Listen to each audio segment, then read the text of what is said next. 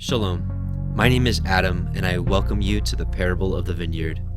Every day, Yahweh is waking up a remnant, a group of people who are coming out of deceptions, realizing our walk is to consist of faith and obedience to His righteous commands. Each week, we read through and examine a portion of the Torah, allowing the Spirit of the Most High to guide, teach, and open our eyes and ears to the wondrous matters out of His law. Join us as we seek to be refined by His Word, preparing ourselves for the return of our King of Kings, being faithful and obedient, walking in His way, truth, and life.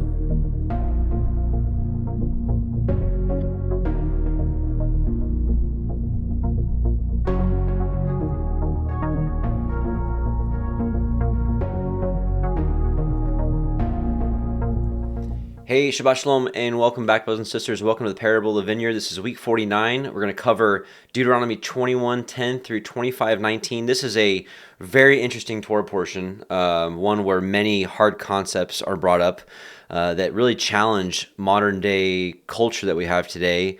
Things like, we've got things like the stoning a defiant child. We have polygyny, aka multiple wives. We have even interesting things like parapets and what else we have? Cross-dressing, transgenderism, homosexuality. A lot of challenging topics, and let's just kind of get right into it. So let's pray, and we're going to blow the shofars, and we're going to learn more about the Torah, which we understand is the standard of what is right and what is wrong, regardless of traditions, religion, how we've been brought up. The understanding that I have is that Messiah came to confirm the Torah, not to do away with it or abolish it, like he said in Matthew 5, but to uphold it and to make it honorable, to magnify it, as Isaiah 42 prophesied that he would. Make it more understandable, more relatable, perhaps even more applicable to our lives. And that's ultimately the goal of these Torah portions, is to take what may seem archaic concepts and apply them to today, whether they be literal, physical, spiritual, applicable, not applicable. We're definitely coming from a perspective that, hey, we understand that the law is to be kept, and we're just trying to figure out how we actually do that today. We're like this generation waking up, trying to pick the pieces back up, and the Most High is giving us piece by piece, understanding by precept, verse by verse. So here we go. Let's pray. Heavenly Father, we just come before you and we bless you. Thank you for your Holy Spirit. Thank you for the offering on the cross for us, for forgiveness of sins, for reconciliation to you. Thank you for baptism and being cleansed, being renewed. Thank you for your Sabbath, which is like a weekly renewal. We're just so thankful for the rest and for just restoration. And just pray that you would look upon your people in this appointed time and help us to grow and to be conformed to the image of Messiah YHWH, our King and High Priest and our leader and our example. Amen. Hallelujah. All right, so let's get to shofars. And let's blow some shofars.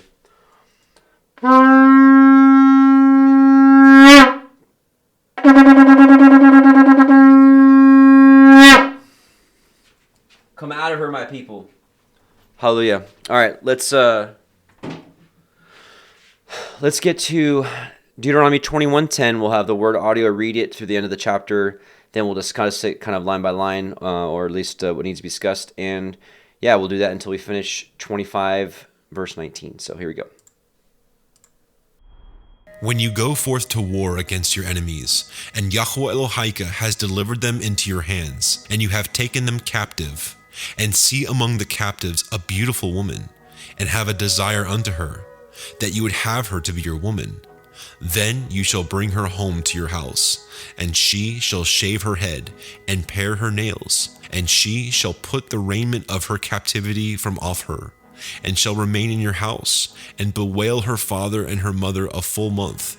And after that you shall go in unto her, and shall be her man, and she shall be your woman. And it shall be, if you have no delight in her, then you shall let her go wherewith she will. But you shall not sell her at all for money. You shall not make merchandise of her, because you have humbled her. If a man have two women, one beloved and another hated, and they have borne him children, both the beloved and the hated. And if the firstborn son be hers that was hated, then it shall be, when he makes his sons to inherit that which he has, that he may not make the son of the beloved firstborn before the son of the hated, which is indeed the firstborn. But he shall acknowledge the son of the hated for the firstborn, by giving him a double portion of all that he has. For he is the beginning of his strength. The right of the firstborn is his. If a man have a stubborn and rebellious son, which will not obey the voice of his father, or the voice of his mother, and that when they have chastened him, will not hearken unto them, then shall his father and his mother lay hold on him, and bring him out unto the elders of his city, and unto the gate of his place.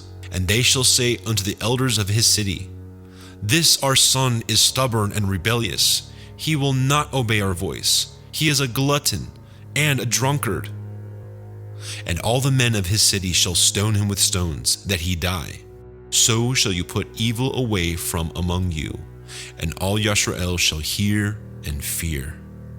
And if a man have committed a sin worthy of death, and he be put to death, and you hang him on a tree, his body shall not remain all night upon the tree, but you shall in any wise bury him that day. For he that is hanged is accursed of Elohim, that your land be not defiled, which YHWH gives you for an inheritance. Okay, so obviously right off the bat, some really interesting passages, maybe even hard to digest in some of them, but we'll, especially, looking at this rebellious son, and you're like, oh my gosh, I've stoned my children. What is this book? What are we talking about here? We'll get to that here shortly, but in due time. Let's start at the beginning of this portion, first with marrying the female captives. Just kind of setting the stage here. I don't believe that what this is saying is some bloodthirsty, war-driven man just going around and just killing, all the men and being like, all right, which of these women am I going to take? This is not the understanding here. There's a different Hebrew word for desire and lust. And so, with this translation, even with the KJV, or this is the Sefer, even here, this desire unto her, in our modern day context, we can think of like a burning desire, and it's like, I see this woman and I have this compassion. But in the Hebrew, there's two different words. This word here is a desire, set his love, be attached, long for, and so delight in, to love. And so this seems genuine. This is not some crazed warlord who's just gonna take whoever he wants just because she looks pretty. This is just probably a young man of marriable age, and sees a woman. This is obviously not an off-limits woman. This is not pertaining to the Canaanites of the land, where they are specifically told not to marry. These, of course, would be other nations where it would not be unlawful. And so this is implying a young man, a marriable age, and says, hey, And I'm sorry, I think I'm inserting the concept of young man, but I guess I'm just giving an understanding.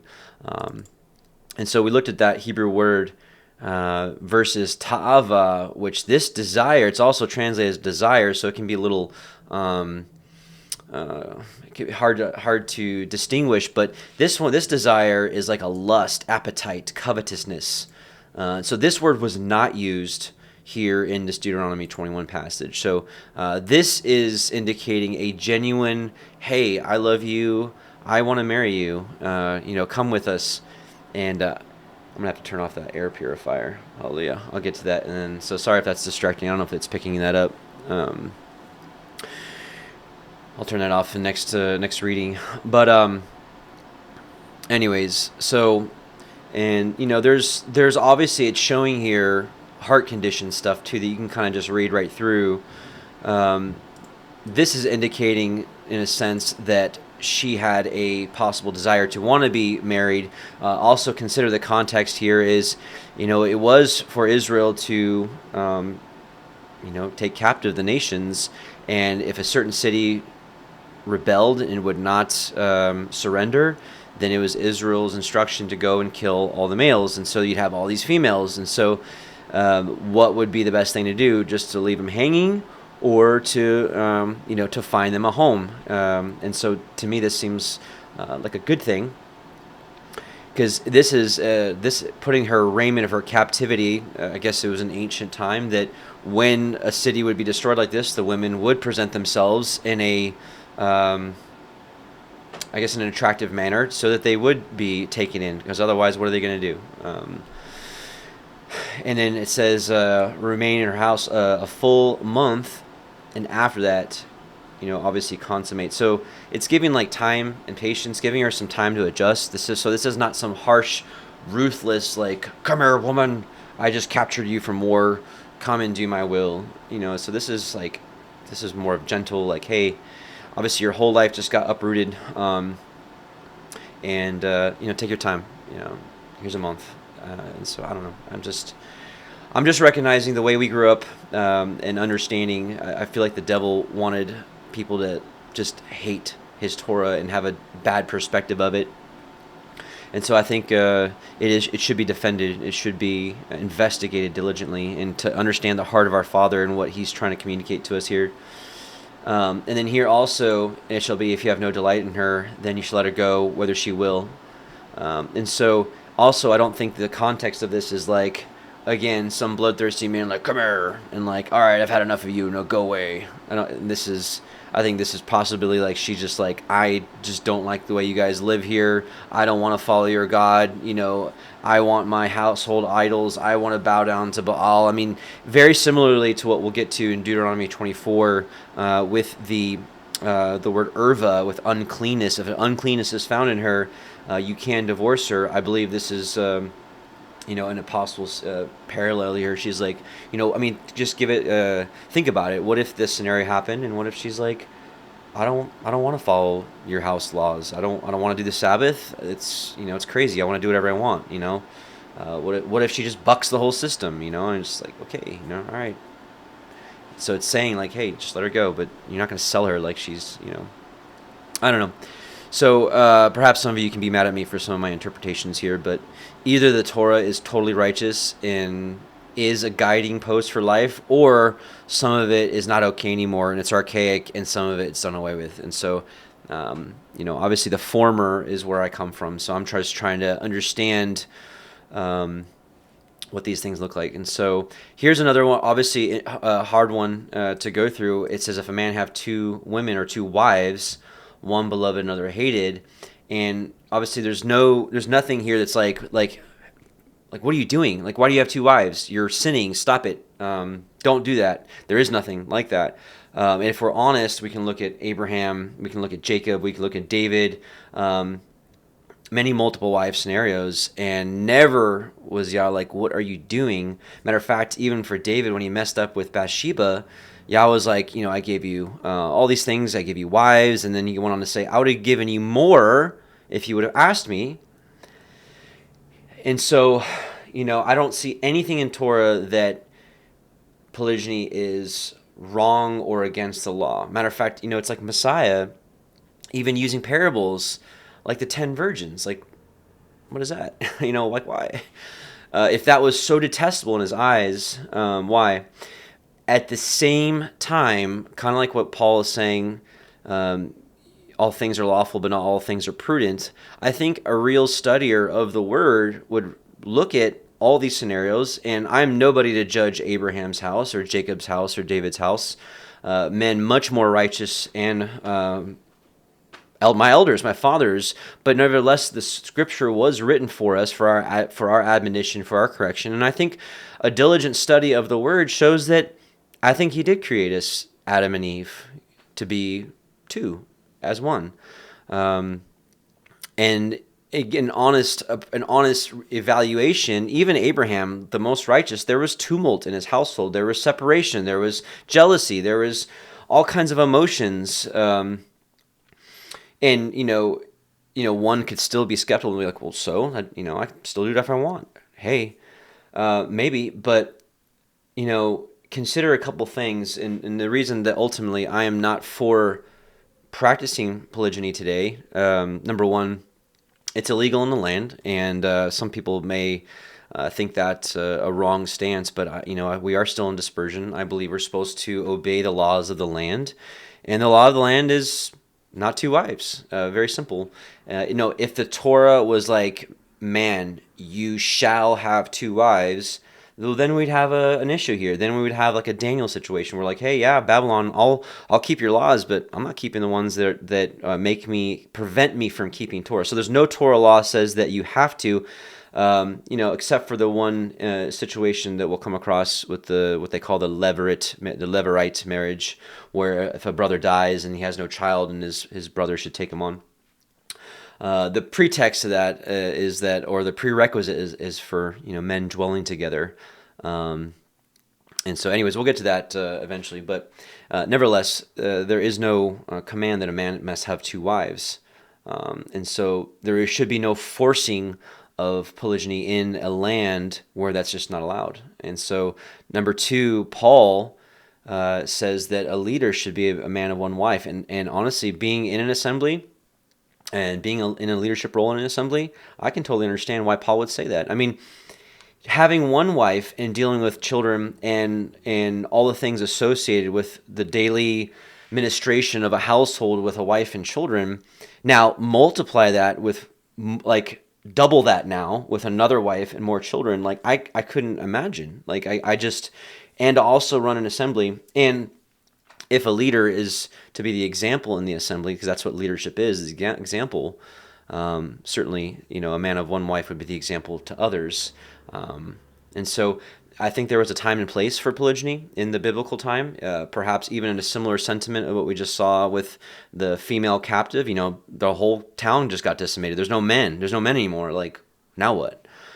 So it was definitely a situation of even being compassionate on these women. And so perhaps in those days where women could not survive on their own like they can today, at least that's what I've been taught, and that's just what, when you read about times like that, just women, they weren't typically business owners, they weren't landowners, they don't have the kind of rights that it's like today. It's different. And some would see that as progress, some would see that as regression, but that's a whole nother time. That's a whole nother conversation for another time. But nevertheless, even back then, it could have been looked upon as beneficial for women. But today, I don't think so. I don't see it. And so, yeah, for me and my house, we don't operate with polygyny. Now, we're very careful with our position and our lips, because to say that polygyny is sick or detestable or sinful or gross or whatever, hey, that's where I'm going to exit the conversation, and you can take that up with the Most High, because I will not open my mouth against His Torah and His rules and what He says is okay, is not okay. But again, quick facts: polygyny not against Torah, but from my understanding, and I could be wrong, is not for today, definitely not for right now, especially in a land of dispersion. And so, yeah, it's just where I'm at. So, but nevertheless, the point of this is the right of the firstborn. And so we see that Reuben, the firstborn of Jacob, that firstborn actually passed, perhaps because he defiled his father's bed. It's just extreme sin, wickedness. Consider, Paul talks about this in Galatians 4, I think, how the physical seed of Abraham, Israel, the genetic 12 tribes, they were the firstborn. And consider, they unworthily, that was just passed on to the secondborn, which is the spiritual one. Also, another parallel is, with Isaac, which Ishmael and Isaac, born after the flesh, born after the spirit, born after the promise. And so people today who believe in Yahusha and keep the commandments, regardless of our race or ethnicity or firstborn or secondborn status, we have that right and the shared inheritance of Yahusha by coming into the fold. So now on to the other hard one, Deuteronomy 21:18. So this is not like some random situation where the son all of a sudden gets rebellious and their parents are like, whoa, you're rebellious, let's go take you down to the gates and have you stoned. This is obviously when they have chastened him. So they have gone through the attempts, and the son is just like, no, I'm going to drink. I'm going to do what I want. I'm going to abuse women. I'm going to slap around my mom. I'm going to do whatever I want. And so, like, consider the Torah has to give us guidelines and boundaries. Otherwise, there would be none. Consider that the Torah is also founded on mercy. It's evident, with David, that the law said he must die. But because of David's repentance and his sincere heart to not do it anymore, Yahweh was like, I forgive you. And so that a righteous judge can do that. Even in our courts of man today, in my earlier years, I spent some time in traffic court and just sitting there for hours listening to case after case after case. And you'd see it, the judge, almost a lot of times just off the person's attitude. You could just see it. Like, the person's like, like mad, like, whatever, it's fine, this is whatever, I'll just give me my ticket, I just want to get out of here. The judge is like, all right, man, I'm gonna stick it to you. Just go pay your fine. And then, someone's just like, hey, sorry, or had a good excuse, or, or just, hey, my fault, something. Gosh, I was recently pulled over. I haven't been pulled over in a while. Like, gosh, a long time. I was speeding. I did. I was true story. I had just finished putting out a new song, and it was exciting, and I was singing it, and I just didn't pay attention to the speedometer, and I got pulled over. And and I just told him, hey, I'm really sorry. True story. I just made a new song, and I'm really excited, and I told him the truth, and I was apologetic, and he let me off. He's like, hey, just warning, blah blah blah, and in a similar way, he could have just stuck it to me, the law, and I would have been like, you're right, I pay the fine. So in a similar way, this is the extreme of the extremes, which, if we really diligently study the Torah, I think a mother and father would read this and be like, oh gosh, if our son ever gets this far, this is what would have to happen. To me, that puts fear in me. That's going to make me more diligent to chasten my son and daughter and train them, because I don't want this to be their fate. And then also consider that, again, Yahweh is community-minded. Consider if a community of a group of people, and this had to happen one time. Again, the rest of the children, if they saw this with their eyes and saw what happened, tell me not every child would have instant fear of Yahweh and instant fear of their mother and father. Of course they would. And the entire community would benefit. Just like, this may seem really harsh, but like a rose bush, right, that's like dead and decaying, it cripples the rest of the plant. But if you cut it off, then the rest of the plant flourishes. These are things that are taught in nature. And so while it may seem harsh and cruel, living in community, being in community myself, I understand that hard decisions have to be made sometimes for the overall benefit of the community. And so that's this precept here, that so shall you put away evil from among you, and all Israel shall hear and fear. And ultimately, that's what Yahweh is trying to get at here. He doesn't delight in the death of anyone. He said that through the prophets. He does not. Ezekiel 18, he does not delight in anyone's death, but that he wished all would turn. Nevertheless, guardrails, things have to be established. Like, if you murder, you die. That has to be established. And a righteous judge, there can be forgiveness if there's, just reasoning or whatever, mercy can be applied. And I think that's what Yahweh teaches us. But these precepts have to exist. And anyways, I don't know if I'm just kind of going over and over and just, and also consider, if this child is a womanizer, a rapist, an abuser, whatever, a drunkard, doing all these things, and there's no guardrail in place to stop him. Well, think even past him. Well, then he procreates and creates a bunch of children, and then they go and do even worse. It's like the generations do worse and worse and worse. And so, ultimately, this is what this precept should teach us, is to chasten and instruct our children with more diligence and more care. Proverbs 23:13 through 14, withhold not correction from the child, for if you beat him with a rod, he's not going to die. You shall beat him with the rod and shall deliver his soul from hell. How many of you can honestly look back at your own life and recognize that our Father corrected us sometimes really hard? But did he get our attention, and was it worth it? I can honestly be a witness in here and say, yes, I am. And I'm thankful that that I had pain. I had extreme pain in my life. Proverbs 13:24, he that spares his rod hates his son, but he that loves him chastens him betimes. Good old KJV words. This is like diligently, faithfully, early, often. Proverbs 22:15, foolishness is bound in the heart of the child, but the rod of correction shall drive it far from him. So this is really ultimately on you, on us. Ultimately is what that points to. Proverbs 29:15, the rod and reproof give wisdom, but a child left to himself brings his mother to shame. Okay. Yeah, Deuteronomy 8:5, you shall also consider in your heart that as a man chastens his son, so Yahweh Elohim chastens you. And I skipped here, this is Jeremiah 30, basically saying, he's like, hey, this pain, this bruise, your wound is grievous. Yeah, I gave it to you.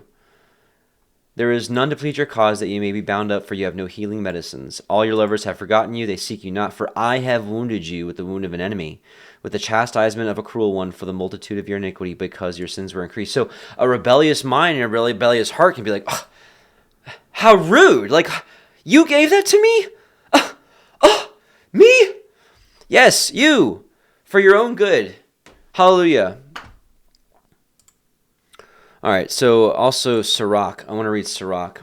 It says Sirach 30 verses 2 through 13. He who disciplines his son will profit by him, and will boast of him among acquaintances.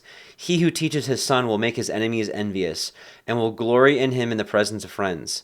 The father may die, and yet he is not dead, for he has left behind him one like himself. While alive he saw and rejoiced, and when he died he was not grieved. He has left behind him an avenger against his enemies, and one to repay the kindness of his friends. He who spoils his son will bind up his wounds, and his feelings will be troubled at every cry. I want to stop on this, because this can seem also incredibly harsh, but needs to be expounded. So again, he who spoils his son will bind up his wounds, and his feelings will be troubled at every cry. This means the parent is constantly fixing the damage caused by the child's behavior. It's like always covering up, always paying for getting out of jail, and paying for this and doing for that, bailing him out. If you never discipline a child, you will spend your life cleaning up the mess he creates. Think of it like this. Parents who never say no end up bailing their kids out of trouble forever. So his feelings will be troubled at every cry. This describes a parent who is emotionally controlled by the child. Every complaint, every tantrum, every crisis disturbs him because the child has never learned restraint. And it's interesting timing. Man, this is just the way the Most High works. We've been putting off weaning with Josiah for some time. He is heavily drawn to the breast. And yeah, anyways, pray for Victoria. Just she got something going on, and we're at a point where last night we cut the cord, so to speak. So it was me putting Josiah down for bed for the first time in 21 months of his life. Every night has been by his mother's breast, and last night was the night. And you know what, man, I got to experience this with my own mind last night, and I just sat down and I prayed. I'm like, Abba, please help me, because this is going to be a hard one. Josiah is very expressive with his lungs and his lips. I love that boy. And when he cries, he cries. He's one of those. He's very passionate. And I had to kind of ignore that last night and putting him to bed, and he was just screaming for mama and screaming for the milk, and I kind of just had to give him, hey, the milk is done. It's daddy bedtime tonight, and just giving him love and just encouraging him, and he's just screaming. And I could have just got caught up in that, but I just knew it was for his own good to kind of just cut this off. And after a really good complaint on his behalf, just like any child, got tired and just nestled up in my arm and just went to bed. Hardest part was getting my arm from underneath him so I can detach and not go to bed also at 9 o'clock at night. But that was just real time. I could have just been bound up at his every cry, and I could have just been like frustrated and like, Victoria, no, we just can't. No, you just give him the milk. Yeah, this is just too much. Nah, but no, it worked. It really worked. And it wasn't that bad. It was bad. It was bad, but it wasn't that bad, right? It's doable. And so sometimes it's like, for example, it's like if your child is, let's say an older child and was on the streets and was on drugs, and they came to you and you had to take those drugs away from him or her, and they're in their room screaming and crying, over how bad they want that drug. Are you going to give it to them? Hopefully not. Obviously, easier said than done, because you hear your child crying and you just want to give them what they want. But, consider this is maybe why Abba doesn't answer our prayers right away. Maybe there's some things to learn. Maybe there's some things we have to experience. Maybe we have to learn patience. Maybe we have to learn restraint, self-control, hard lessons. I don't know. But I just know that it's good. It's good for us. And if you take it the right way, it'll train you and it'll condition you and it'll make you a stronger and better person, versus the rebellious mindset will kick against it and will reject it. And I think we'll downward spiral and go the wrong way, leading to depression, anxiety, leading to, Yah doesn't love me, he doesn't care for me, he's not, So anyways, I think one of the hardest things of our generation that is like cell phones, video games, and sometimes it is like drugs, and sometimes you're going to have to pull it from them, and you're going to have to deal with those cries, and you're going to have to deal with them being upset with you. But either you're going to continue to give Satan a foothold in their life, or you're going to cut it from them. And so anyways, yeah. So let's go back to Sirach 30 verse 8. A horse that is untamed. So just reread after understanding all that. So he who spoils his son will bind up his wounds, and his feelings will be troubled at every cry. Hopefully you have a better understanding what that actually looks like. Practical application. A horse that is untamed turns out to be stubborn, and a son unrestrained turns out to be willful. I mean, if you guys don't know, just look it up. Just Google what a horse untamed is like. I mean, it's a very, very bad situation. So pamper a child, and he will frighten you. Play with him, and he will grieve you.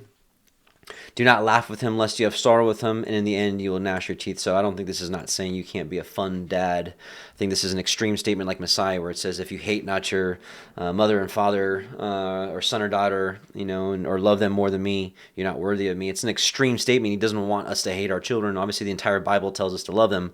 He's just making an extreme statement to make a point here that we're not supposed to be friends with our children. We're not here to be their friends. We're here to be their instructors. Can we have fun with them along the way? Absolutely. And we should have lots of joy in rearing them up. But we cannot cater to them. Instruction must become before play. Respect must come before laughter and things like that. So all things in due season and due time.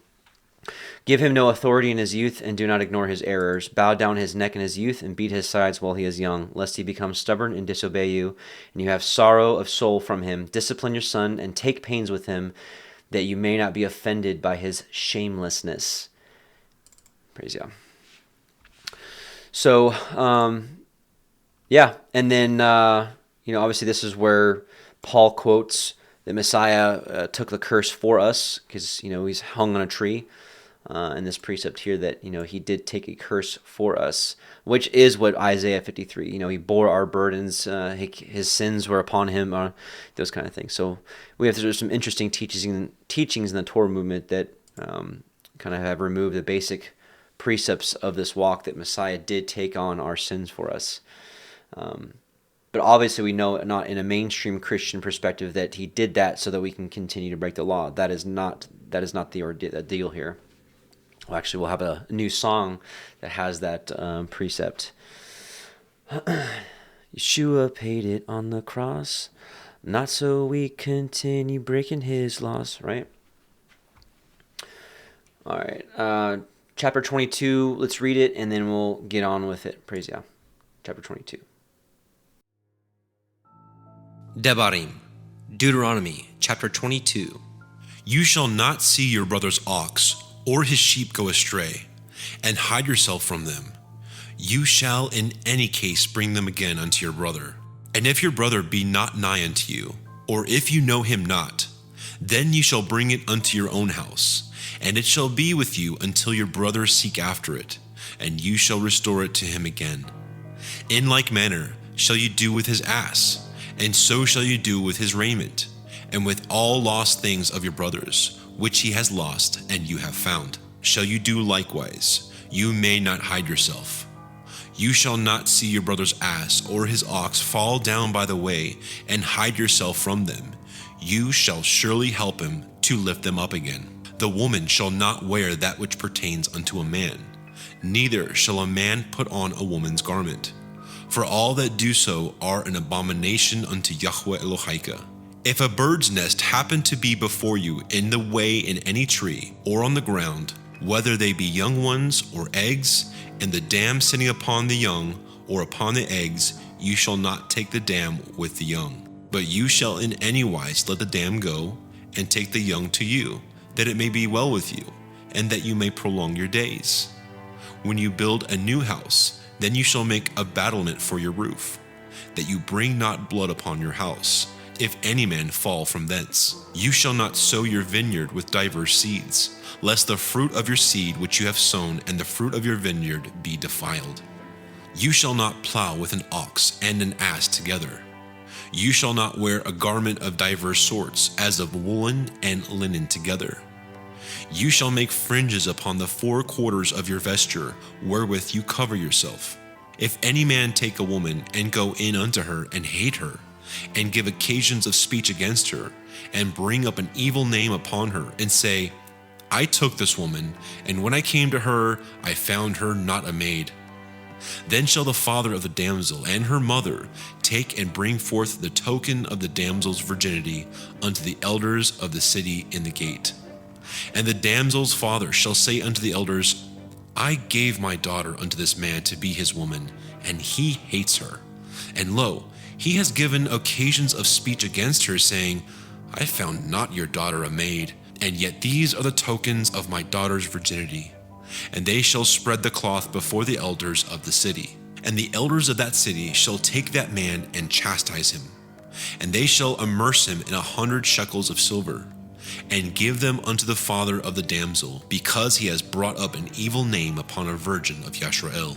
And she shall be his woman, he may not put her away all his days. But if this thing be true, and the tokens of virginity be not found for the damsel, then they shall bring out the damsel to the door of her father's house, and the men of her city shall stone her with stones that she die, because she has wrought folly in Yisrael, to play the whore in her father's house.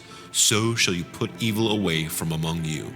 If a man be found lying with a woman married to a man, then they shall both of them die, both the man that lay with the woman and the woman. So shall you put away evil from Yisrael. If a damsel that is a virgin be betrothed unto a man, and a man find her in the city and lie with her, then ye shall bring them both out unto the gate of that city, and ye shall stone them with stones that they die.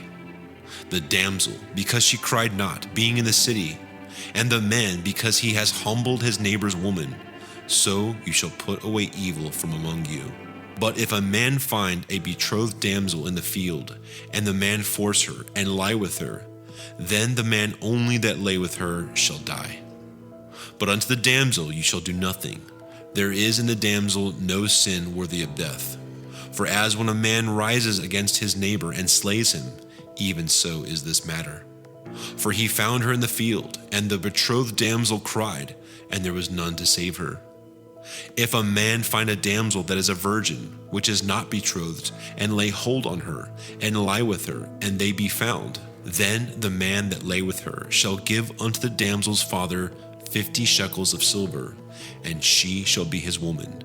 Because he has humbled her, he may not put her away all his days. A man shall not take his father's woman, nor discover his father's skirt. Okay, another interesting one. Got a lot of different precepts here and different things to cover in Deuteronomy 22 as well.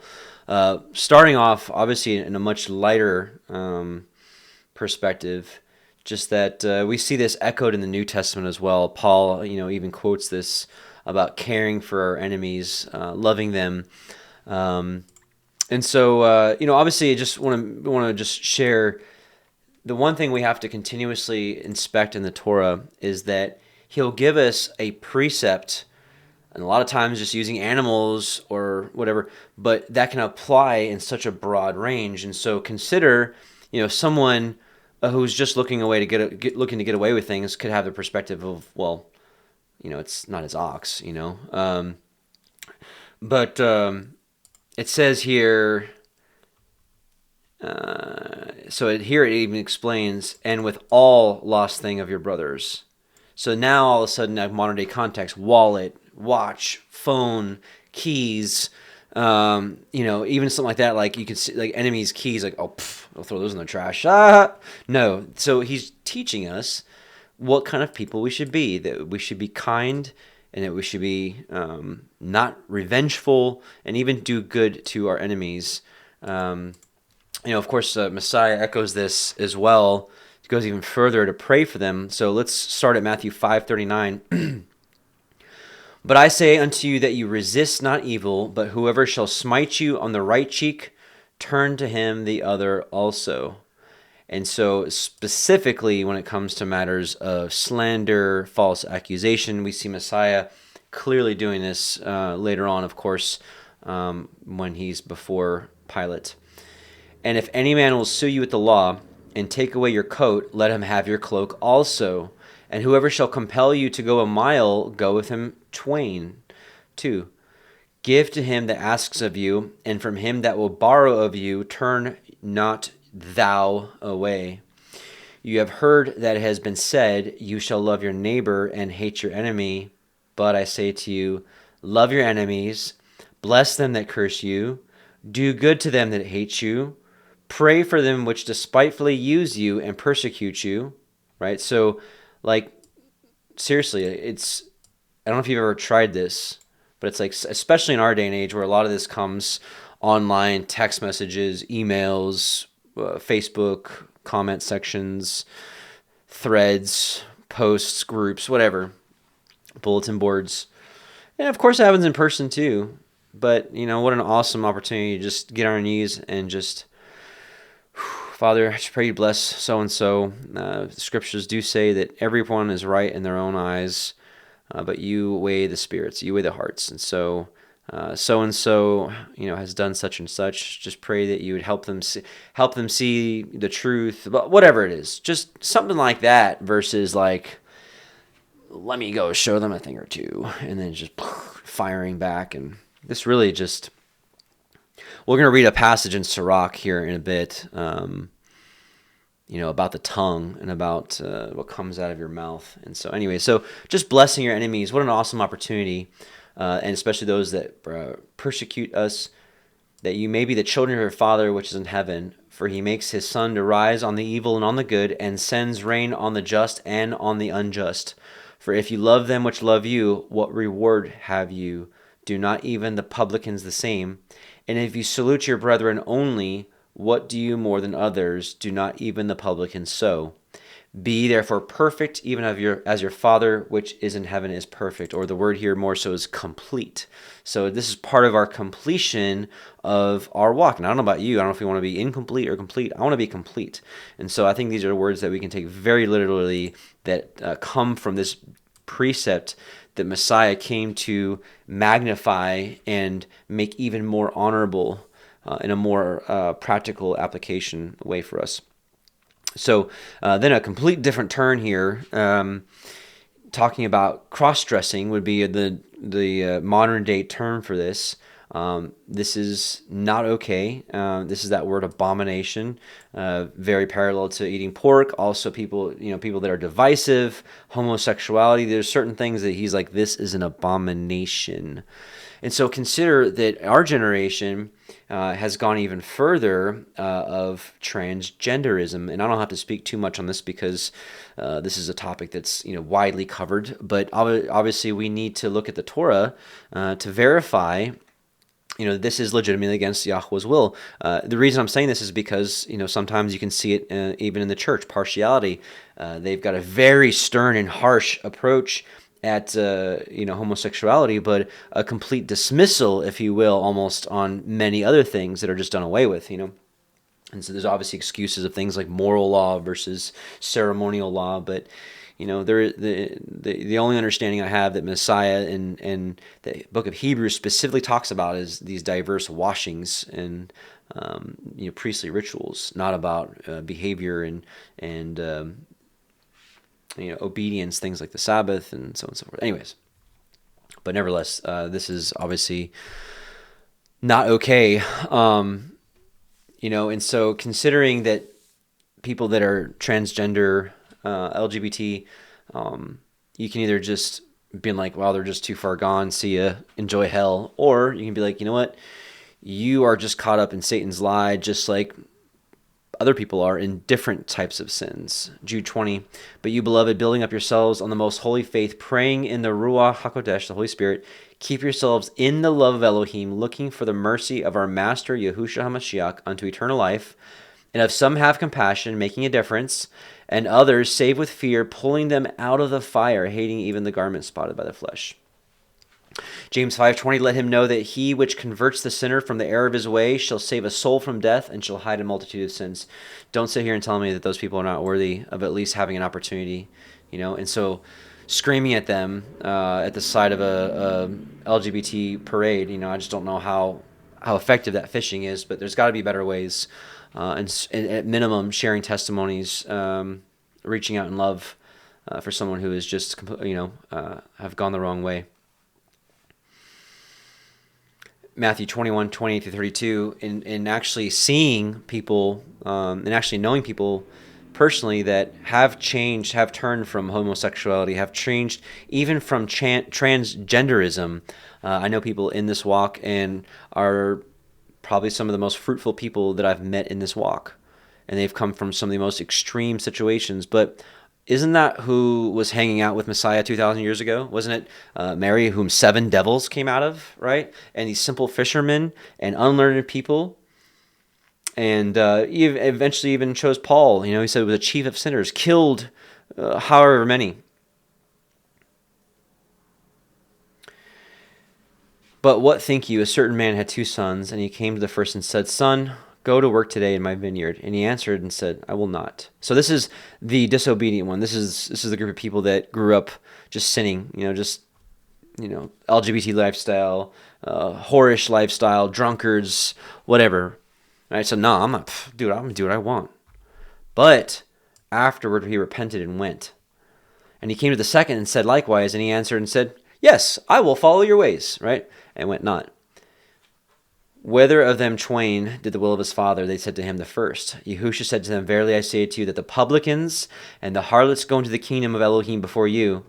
For John came unto you in the way of righteousness, and you believed him not. But the publicans and the harlots believed him, and you, when you had seen it, repented not afterwards that you might believe him. So don't tell me that history is not going to repeat itself. I believe it is, and I believe that's why you have a lot of simple people in this walk. Don't get me, not every, no, there's definitely some intelligent amongst us. There's definitely some wise amongst us, but the majority of this group, from what I've seen, are a lot of more of the simple people and people that did sin grievously, and now it's like that parable to Peter. Hey, one was forgiven 500, and one was forgiven. Hey, who's gonna love me more? Peter's like, well, I guess the one that sinned more. And Messiah said, yep. So here's moving on. This bird's nest. If you chance upon a bird's nest and there's eggs and whatnot, it's basically like, hey, take the eggs, but let the mom go. And so it seems like super random. in the middle of a lot of serious commandments. And what we see here is a restrained use of creation rather than exploitation, like so protecting, sustaining life. You can either destroy the ability to make more eggs and more production, or you can let it go and it'll just make more eggs, right? So it's like, and that's the cool here. It says it may be well with you and prolong all your days. The only other time I understand this is repeated is for obeying your mother and father, which comes with great promise. And so I think what we're seeing here is, hey, if you treat creation like the way it was intended here in Genesis 1, he created Adam and Eve to be rulers over the earth, but for a specific purpose. And it's right here, to be fruitful, to multiply, and replenish and subdue it. So not to waste it, but to be good stewards of it. And so this can apply, this precept of being careful for creation, which is what I see here, it can pour into farming practices, business practices, stewardship of land, animals, people, even your own house, your children, your wife, how employers treat workers, how people treat animals, how leaders use authority. There's an element of gentleness or respect for motherhood. And we'll see it later on in this Torah portion, like when it parallel to not gleaning the fields. Again, do you have to eat up all of creation, or is there any restraint or self-control within you? And so I think a lot of different understandings and thought processes can be extracted from being diligent or careful. I think the word sustainability is overused, and maybe even I don't know how to classify the word sustained. It's like farm raised salmon raised sustainably. Like that word sustainably just doesn't carry a lot of weight for me. It's kind of like okay, first of all, farm raised salmon is like horrible for you and what they do, and so I'm not associating that word sustainability with something good. But nevertheless, the Torah does teach sustainability, and I think it's for here. So you can literally just read right past it and be like, well, that's kind of some cool random thing I'll never come across in my life. Or this is something that we can glean and apply to many different areas of our life. So without going over and over on that same precept, we'll just move on. Deuteronomy 22:8. This is another one where it's like one small little thing here that can apply to so many things. Some of you may not know what a battlement for your roof is, especially those of us that live in America. Not a lot of homes have parapets like this. Back in the old day, they would have a lot of rooftop living. And so this is like a parapet. This is so someone doesn't just like walk off the roof and just fall down, a couple stories. Right, so something like that, right? So it's like this tall building, like, hey, just put some security around it, and you can be like, okay, cool, sounds good. But this can apply to many areas of life. Kind of similarly what we see here in Exodus 12:16.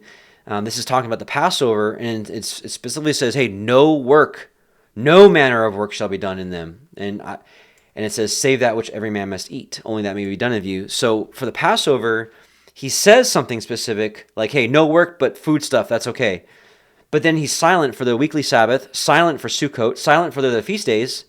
And so you can either be like, well, what do we do? Do people just not eat during Sukkot, especially on the Sabbaths? Like, do we just don't eat, or like, what do we do? He's already given you his judgment or his ruling or his heart. Like, hey, my Sabbaths don't work, but hey, everyone needs to eat, obviously. So stuff for eating, I've already given you my heart there. And so in a similar way, this parapet thing can be applied in so many different ways, It's like, and so it can be really reduced down to a simple statement of, if you create a space where people live or gather, you are responsible to remove preventable dangers. Also, through this precept, we learn that you are responsible not only for what you do, but for dangers you allow to remain. So the thought here is if you build a house with a couple stories and then people can dwell on the top, you are responsible for allowing that continued danger for people walking off. And so that can be also like, you see that also if a man digs a ditch and does not cover it and someone falls in it, or he's responsible. So you're responsible for the dangers that you allow to remain in your life for you and for others around you. So something to consider, if you've got a dog that bites and you don't repair the fence. You see that also right with the ox that gets out and gores somebody, especially if once the master knew about it or the householder knew about it and didn't fix the fence and the ox got out and killed somebody, now you're actually liable for that death. And so this is just that general precept, again, that we are to guard life and to protect it. And if we allow dangers to remain, it's on us, right? It's on us. So let's see here. Verse 10, you shall not plow with an ox and ass together. I think Paul talks about this in a spiritual way. 2 Corinthians 6:14, be not unequally yoked together with unbelievers, for what fellowship has righteousness with unrighteousness, and what communion has light with darkness? So this doesn't mean that we're not called to preach the gospel to the lost and to care for people and all this, but to be yoked together, like in ministry and close fellowship and close living situations. I think this is what this is talking about. So. The not wearing a garment of diverse sorts, I think it is specifically talking about wool and linen together. It is being recently surfaced that clothes that are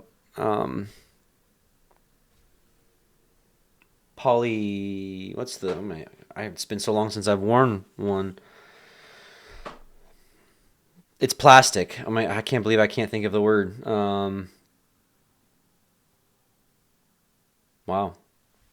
Yeah. Anyways, that synthetic stuff is just not good for you. A lot of people are switching over to wool or linen, not mixing wool and linen together. I mean, you've got animal fiber and you've got plant fiber. Mixing that together just doesn't work. People have done like frequency tests. They do operate at different frequencies. And so from a very basic health perspective, not a great idea. Also, people have tried and it just doesn't bind together. I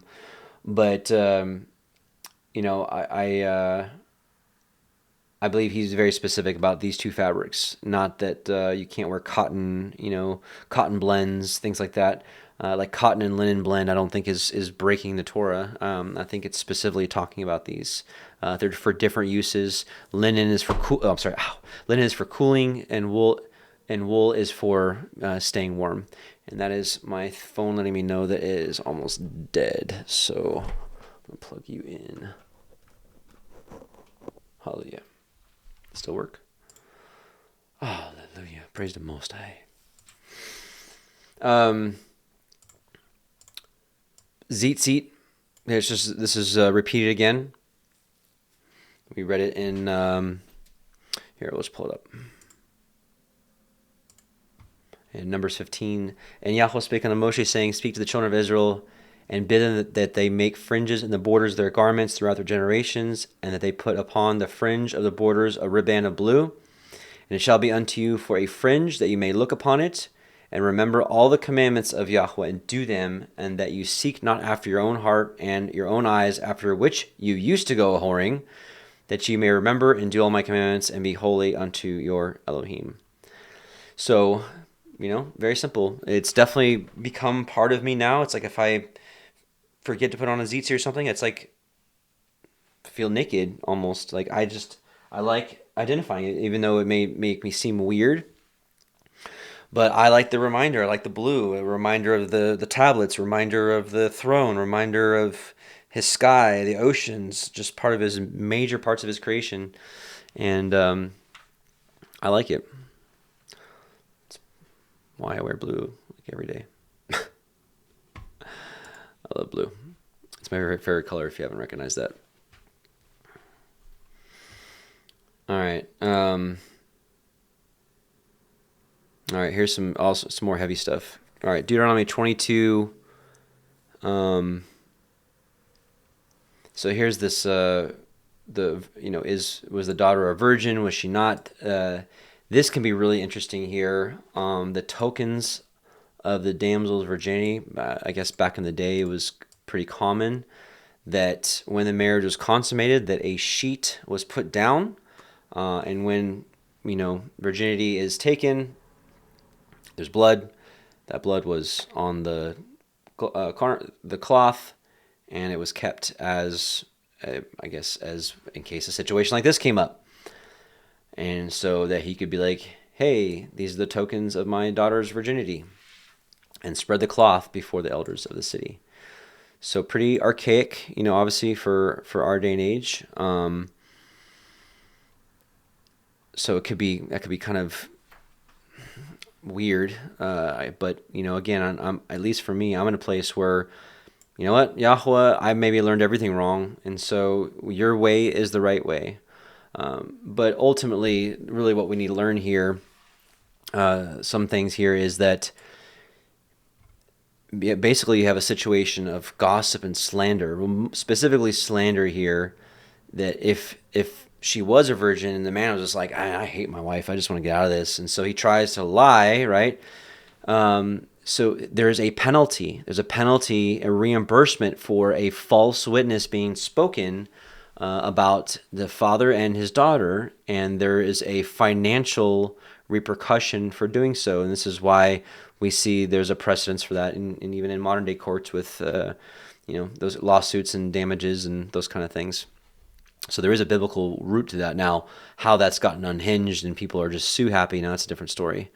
I'm not covering for that.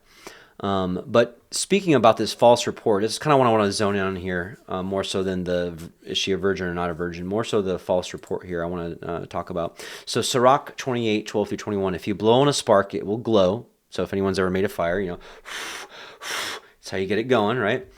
If you spit on it, it'll be put out, and both come out of your mouth. And that's a really, really strong principle, that you have the power in your mouth and your tongue of the direction of a conversation. So curse the whisperer and deceiver, for he has destroyed many who are at peace. Slander has shaken many and scattered them from nation to nation, and destroyed strong cities and overturned the houses of great men. Slander has driven away courageous women and deprived them of the fruit of their toil. Whoever pays heed to slander will not find rest, nor will he settle down in peace. The blow of a whip raises a welt, but the blow of the tongue crushes the bones. Many have fallen by the edge of the sword, but not so many as have fallen because of the tongue. Happy is the man who is protected from it, who has not been exposed to its anger, who has not borne its yoke, and has not been bound with its fetters.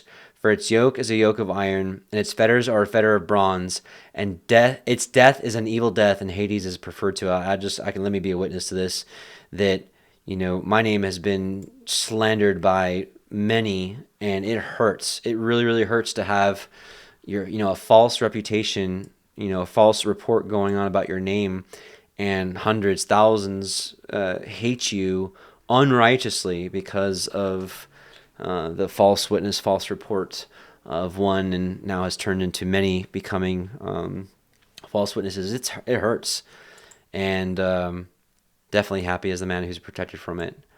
But nevertheless, you gain strength from Messiah's words about turning the other cheek and just praying for them, and he builds you up anyways. And so this is where you can be the sons and daughters of Yahweh. And so it must needs be that offenses come, but woe unto them who cause the offense. Let's go to, so if a man be found lying with a woman married to a man, they shall both of them die, both the man and the woman. And so just wanted to go to Messiah's time, where it says that the Pharisees and Sadducees, they tempted him, seeing what he would do with the woman who was even caught in adultery. And you notice that the man wasn't there. That's your people are like, well, why didn't Messiah stone her? Now, people use that for now. He's just cool with, just do whatever. He's not a judging God. He's just a forgiving. Well, he's definitely forgiving, but he's also a judging too. And really, a lot of that hinges on. It says here, early in the morning, he came into the temple, and all the people came to him. He sat down and taught them. And the scribes and Pharisees brought unto him a woman taken in adultery. And when they had set her in the midst, they said unto him, Master, this woman was taken in adultery, and in the very act. Now Moses in the law commanded us that such should be stoned. But what do you say? This said they, tempting him, that they might have to accuse him. And then, of course, Yahushua stooped down and did not. And so you'll notice in here that the man was not there. So how could he righteously judge it when it was required that the man and the woman, right, says they shall bring both of them out to the gate, and both of them shall die. But nevertheless, it's also up to the master if he wanted to forgive that woman, he could, just like he forgave David if he wanted to. He'll have mercy on whom he'll have mercy. And if people want to scoff on the outside of that and be like, well, that's not righteous, well, he had to make a standard, otherwise this entire earth would be unhinged and would have no guardrails. But he can also allow basically his unmerited favor, unmerited on our end, righteous and merciful on his end. He can reach in and be like, forgiven. I like that. I like that we have an Elohim that knows everything and knows every detail of the situation and can be like, I forgive you.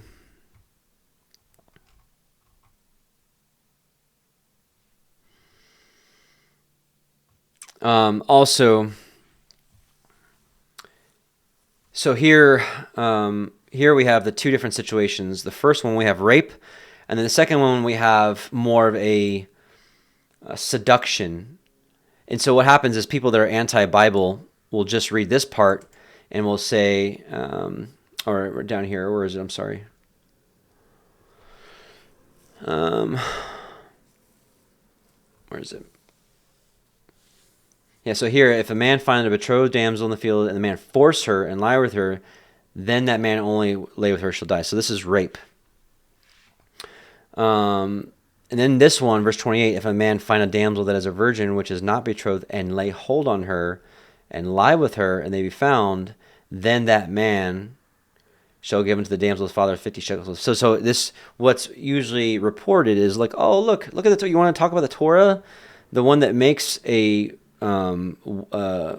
woman marry her rapist. Consider that the rape situation is explained here about the man forcing her, and literally is like, this is like murder, and this is why, for when as a man rises against his neighbor and slays him, even so does this matter. So Yahweh is not cool with rape. You rape, you die, right? But here, it's a different word. So this one says, man force her, chazak her, and then this one here, lay hold on her. This is more of a deception, much like the Exodus 22, 16 through 17, that a man entice a maid, like, hey, let's, and entice a maid that is not betrothed and lie with her, he shall surely endow her to be his wife. So this is like premarital relations. Yahweh's like, you're going to get married. If her father utterly refuse, he shall pay the money according to the dowry. So this is connecting here that, if he entices her, I mean, this is real talk. What does that look like in modern day? It's usually the man, enticing the woman, and she's like thinking that, he really does love her, and they get together. And this is where the Bible is giving guardrails for that, because it happens. And so Yah's like, you're going to get married. That's what it looks like in Torah versus in the world. One night stands, she gets used, and then he's on his way. So the Torah is like, hey, no, I don't think so. If you're going to lie with her, then you're going to honor her and you're going to marry her, and you're not going to put her away all your days. So I don't know what some people look at as a negative. I think if you really dig down and look at the Father's heart, it's a positive. This is protection for the woman, that she does not be treated like a harlot. And if there was a community where the men knew this happened, you wouldn't have a bunch of men prowling around looking to do one-night stands. If a community was ran, or a whole world was ran in Torah, this would clean up that issue. If men knew, if whatever city they lived in, doesn't matter if it was here or somewhere in India, if the whole world was ruled in Torah, if a man knew that if he slept with a woman that there's no getting out of it, he's got to go now marry her, I think men maybe be less fornicaty, yeah? And it's not always in the man's lap. We know that women can be seductive and things like that, but there's obviously room and place for that to actually be a thing too. But the overall situation is the man is responsible, and that's why he's mentioned there. So let's go to Deuteronomy 23.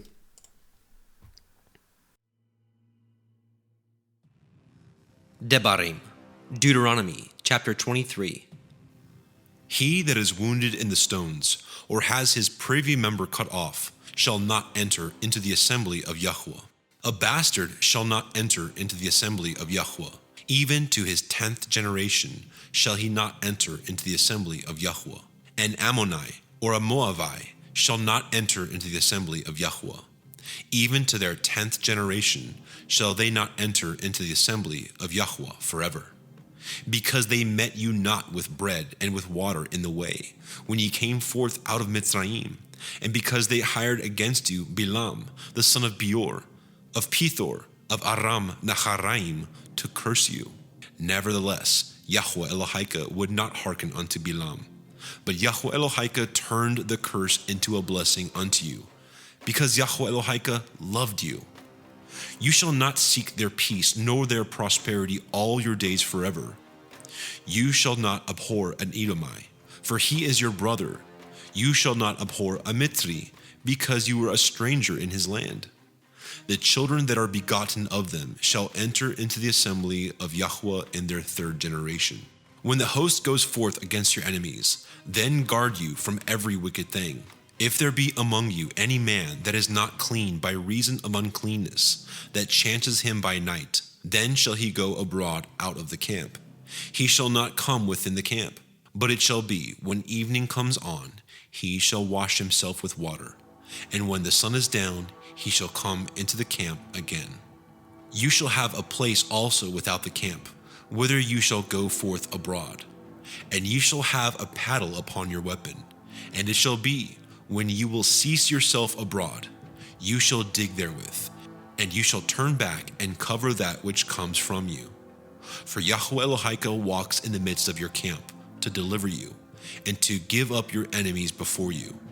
Therefore shall your camp be holy, that he see no unclean thing in you, and turn away from you.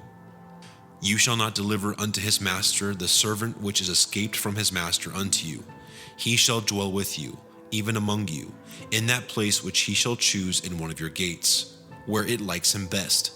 You shall not oppress him. There shall be no whore of the daughters of Yashrael, nor a sodomite of the sons of Yashrael.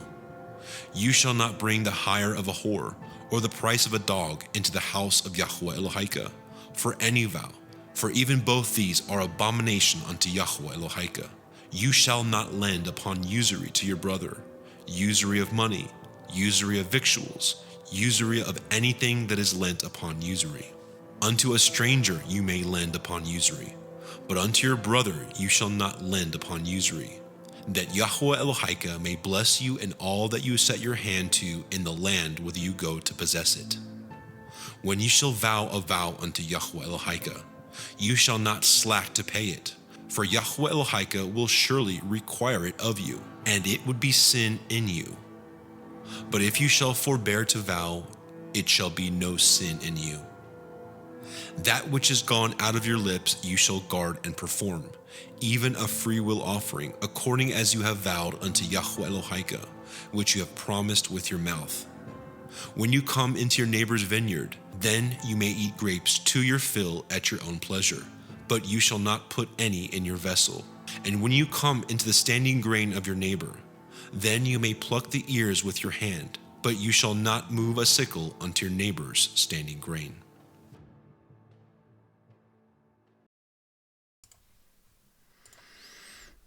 Okay. Deuteronomy 23. Let's go up here to the beginning. So, you have the lineages excluded from the assembly.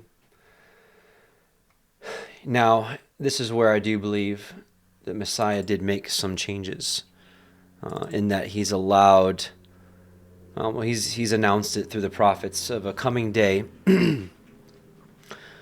where all the nations will be blessed, of course, through the seed. And here's just a little snippet.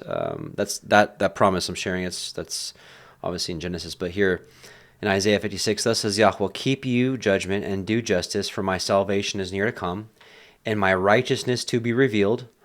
Blessed is the man that does this, and the Son of Man that lays hold on it, that keeps the Sabbath from polluting it, and keeps his hand from doing any evil. Neither let the son of the stranger that has joined himself to Yahweh speak, saying, Yahweh has utterly separated me from his people. Neither let the eunuch say, behold, I'm a dry tree. For thus says Yahweh unto the eunuchs that keep my Sabbaths, and choose the things that please me, and take hold of my covenant, even unto them will I give in my house and within my walls a place and a name better than sons and daughters, and I will give them an everlasting name that it shall not be cut off.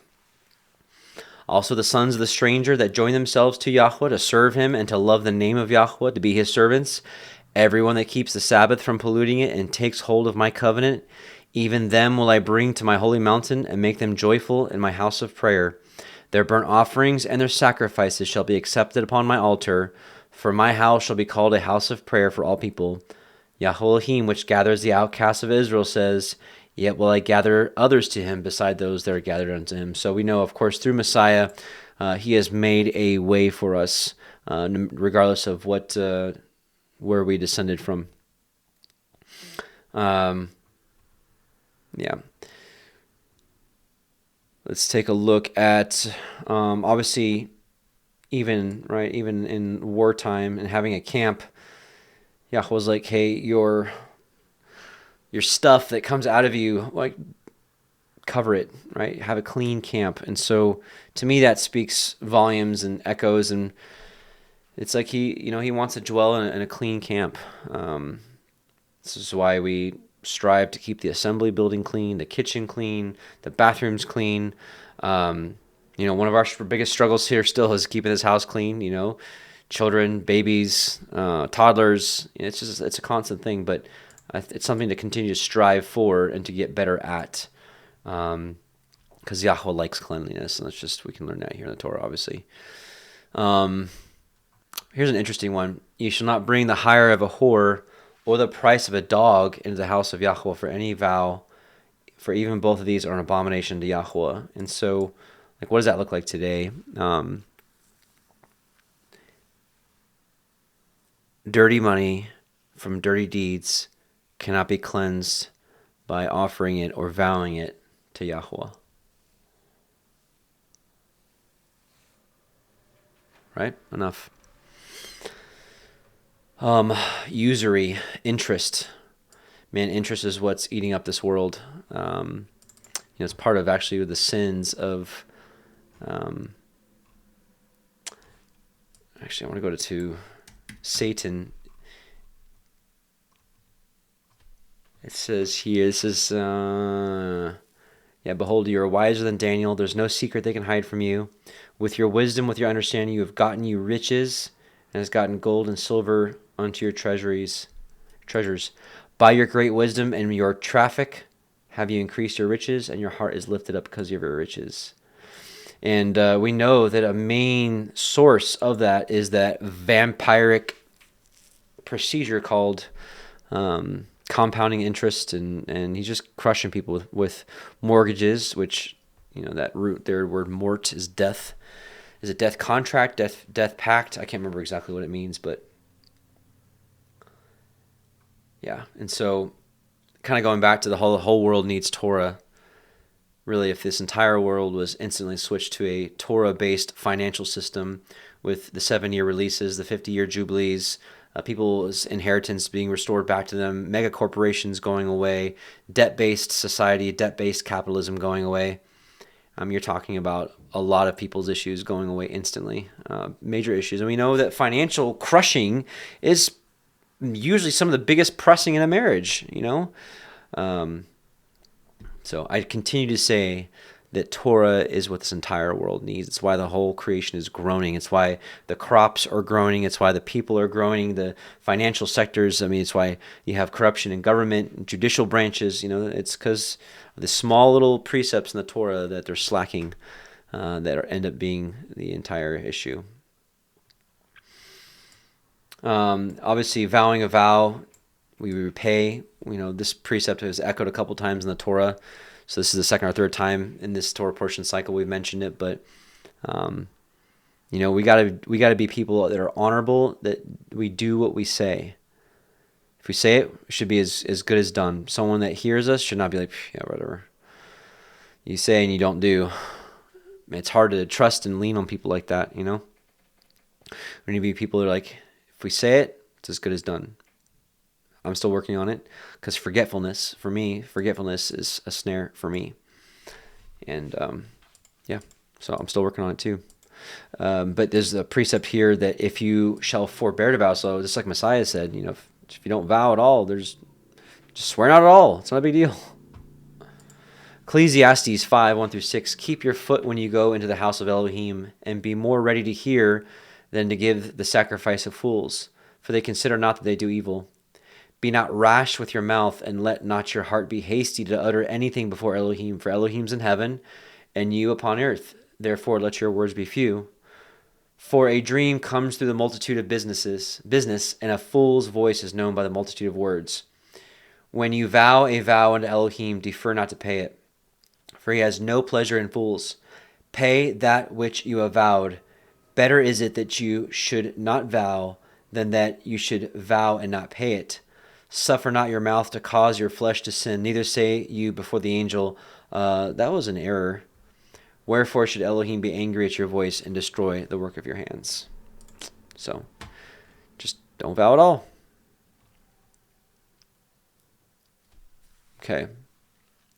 And then this last one here. When you come into your neighbor's vineyard, you may eat grapes at your own pleasure, but you shall not put any in your vessel. So you can't go in there to collect, but you can kind of walk through and be like, yum.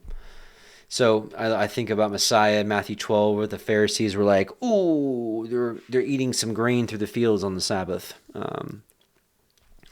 So I don't think Messiah was being like, I'm Lord of the Sabbath, I can do what I want, respect my authority.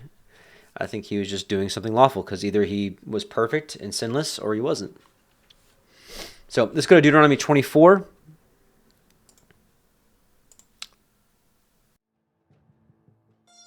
Debarim, Deuteronomy chapter 24.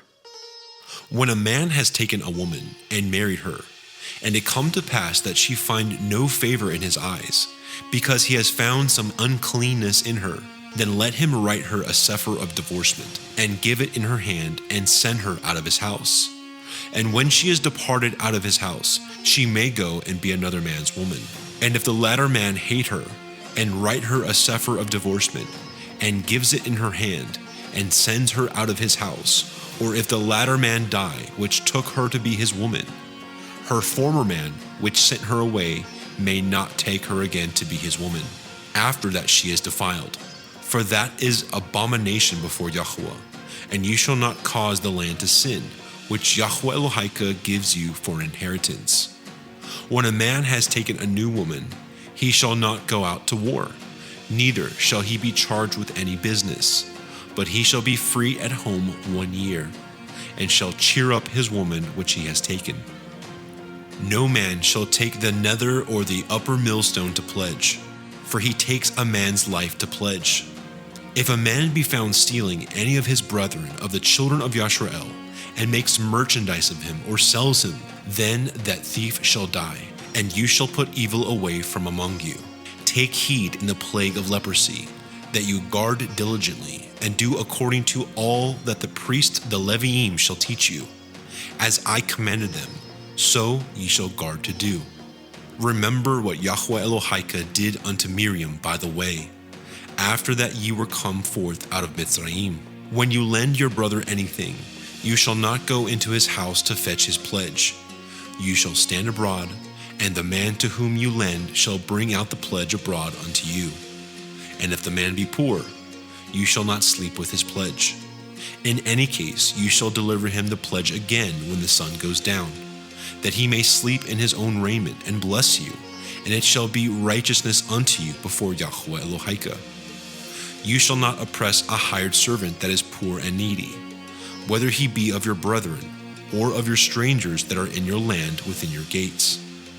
At his day you shall give him his hire, neither shall the sun go down upon it, for he is poor, and sets his heart upon it, lest he cry against you unto El Yahuwah, and it be sin unto you. The fathers shall not be put to death for the children, neither shall the children be put to death for the fathers. Every man shall be put to death for his own sin. You shall not pervert the judgment of the stranger, nor of the fatherless, nor take a widow's raiment to pledge. But you shall remember that you were a bondman in Mitzrayim, and Yahweh Elohika redeemed you thence. Therefore I command you to do this thing. When you cut down your harvest in your field, and have forgot a sheaf in the field, you shall not go again to fetch it. It shall be for the stranger, for the fatherless, and for the widow, that Yahweh Elohika may bless you in all the work of your hands. When you beat your olive tree, you shall not go over the boughs again. It shall be for the stranger, for the fatherless, and for the widow. When you gather the grapes of your vineyard, you shall not glean it afterward. It shall be for the stranger, for the fatherless, and for the widow.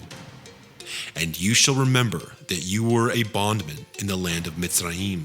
Therefore, I command you to do this thing. All right, chapter 24. Oops. Where we go? Okay, top of it here. So right away, we have the commandment for divorce, which is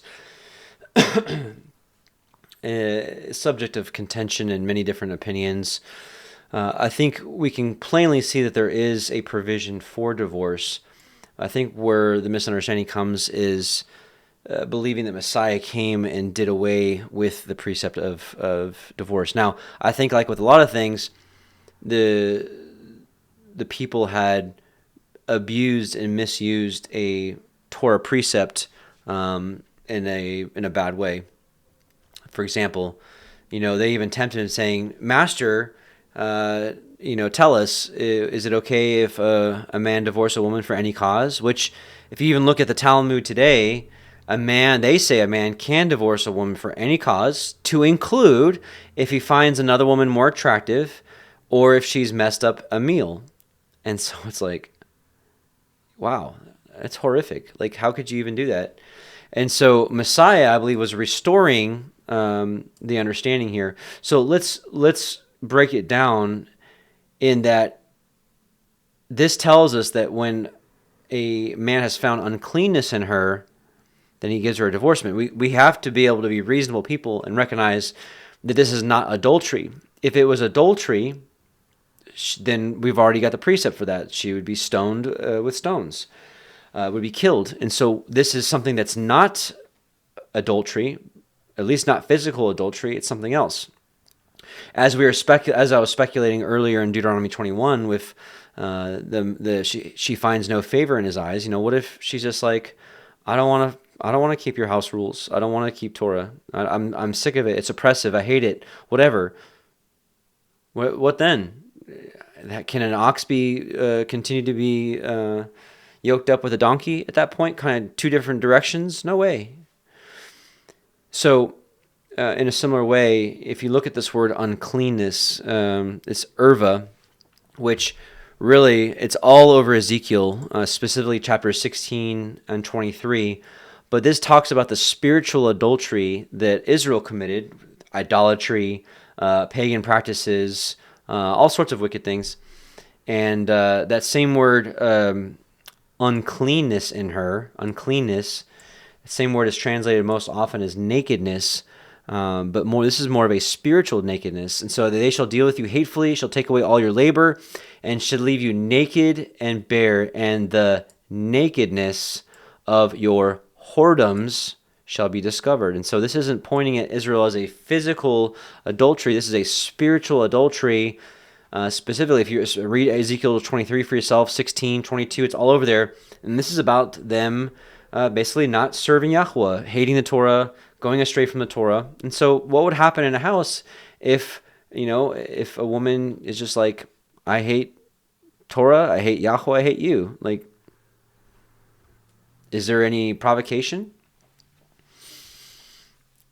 And I think there is. And so I have a video on this. If you're just like, whoa, what are you talking about, Adam? Messiah came and did away with divorcing. Like, when did you not get the memo? Consider the basis of that misunderstanding there's two parts of the divorce: sending away and letter of divorce. And what Messiah was getting at was something that still happens today. And this is how I know this is what he was talking about. What am I mentioning here? What I found is with spiteful men is what they'll do is they'll send the woman away or allow her to leave the house or whatever, but they won't write her a bill of divorce, just to spite them and not allow them to go marry someone else. And so I believe that's what was happening in Messiah's day. I think he had men that were spiteful and sending them women away. And consider that 2,000 years ago was still a landscape like in Abraham's day, where women were not landowners, they were not business owners. Not that they couldn't survive on their own. I'm not saying that a woman can really strive to do some really hard things and survive on her own. But what I'm saying is I don't think society really allowed that back then. And so if men were being spiteful and giving women bills of, or not giving them the bill of divorcement, but sending them out, and they had to go and marry someone else, this is why he says they're causing them to commit adultery. So anyways, consider if, Yahweh hates divorce. He says that in Malachi, but nevertheless he had to enact that with Israel himself because of their whoring and their fornication. So anyways, yeah. So just wanted to make mention that I have a link for a video that I did several years ago on divorce and why I believe divorce is still harsh, still last resort, but it is something that is part of Torah. And, you even see that with major religions. Judaism was one way. Hey, you can divorce whatever you want. Then specifically Roman Catholicism, I think it's only even just recently, this last generation, even last 100 years, is someone divorcee not like a second-rate citizen, second-rate. It's like you become like a second-rate person. Almost it's just like an unwholesome thing, binding people to stay in marriages even when they're abusive and just horrific, where Most High gives place for it. And so for a religion to remove that would actually could be very oppressive in some situations. So, and you see the precedence for care for the woman in, I think it's in Exodus, is it 21? Yeah, here we go. If he take him another wife, her food, her raiment, and her duty of marriage shall he not diminish. And if he do not these three unto her, then she shall go out free without money. So if a man stops providing her basic necessities, there's precedence that she can be free. Now, can women abuse this and just, blame any little thing and be like, yeah, well, I left because, sure, that can be abused too. But I think there's a precedence set forth here by the Most High that he cares about women and cares about their safety, cares about their livelihood, and is not going to keep them in a situation where their life is threatened, whether it be removal of food, clothing, and this is talking about marriage, duty of marriage, so obviously the marriage bed. But, what if he becomes violent and starts threatening her life? Certainly if there's precedence for that. So anyways, the point is that I believe the Most High's ways are freedom and not oppressive, if you really actually think about it and take situations really into consideration of how reality actually is. And then let's take a look at, let's see here.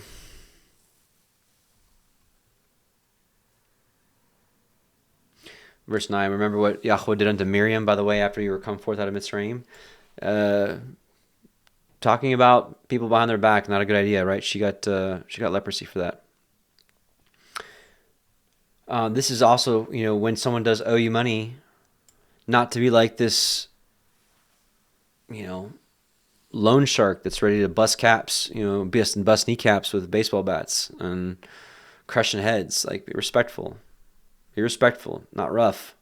Be easy with people. It's hard out there, right? That doesn't mean you can't collect debts. Doesn't mean you can't get what's owed to you, but respectful and gentle. Right here, the fathers shall not be put to the death for the children, neither shall the children be put to death for the fathers. Ezekiel 18 really expounds on this. But we also have to remember that the father's actions do impact the children nonetheless. Exodus 20 tells us that the sins of the fathers will be visited on the children of the third and fourth generation of them that hate me, right?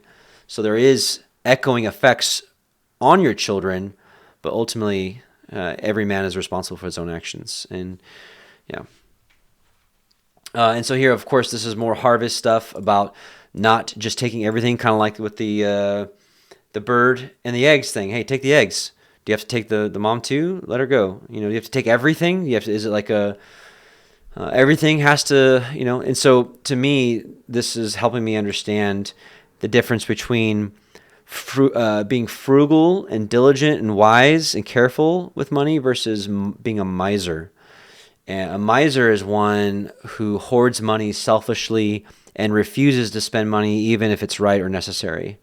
Would even see his own parents starve before lending a penny. So this just kind of teaches a man to just have a giving nature in general. Like, hey, you should reap what you've sown and you should get the increase, but do you have to take every last thing? Right? Just leave some for the poor around you. Like, I don't know. Just again, if everyone did that, so obviously care for the poor and the needy is not some new thing that's brought up in the New Testament. This is something that was taught from the very beginning. So let's go to Deuteronomy 25, and we'll finish up this Torah portion. Praise God. Debarim, Deuteronomy chapter 25. If there be a controversy between men, and they come unto judgment, that the judges may judge them, then they shall justify the righteous and condemn the wicked.